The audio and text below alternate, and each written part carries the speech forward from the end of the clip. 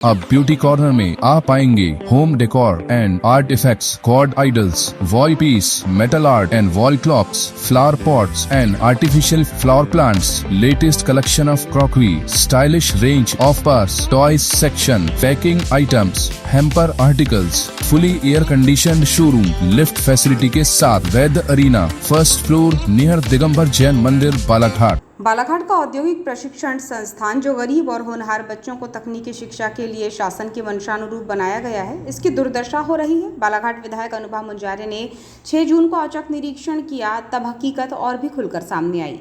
विधायक भवन की अवस्था को देखकर चिंतित हुई, जहां जर्जर दीवारें, क्षतिग्रस्त छत और अव्यवस्थाओं पर विधायक का गुस्सा फूट पड़ा। संस्थान प्रबंधन पर भड़कते हुए विधायक ने कहा कि ऐसे में छात्र कैसे सुरक्षित माहौल में रहेंगे जहां कभी भी कोई भी हादसा होने का खतरा मंडरा रहा है।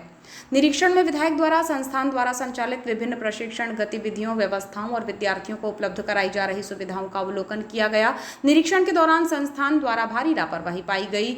आईटीआई की पूरी बिल्डिंग क्षतिग्रस्त देखी गई। स्वच्छता को लेकर भी अनियमितता थी। इस भीषण गर्मी में छात्रों को यहाँ सुकून नहीं मिल रहा है और उनके लिए कूलर, पंखों का प्रबंध तक नहीं है। विधायक अनुभा के द्वारा प्रशिक्षण की गुणवत्ता, प्रयोगशालाओं की स्थिति, उपकरणों की उपलब्धता और प्रशिक्षकों और विद्यार्थियों से संवाद कर उनकी आवश्यकताओं और सुझावों की जानकारी प्राप्त की गई।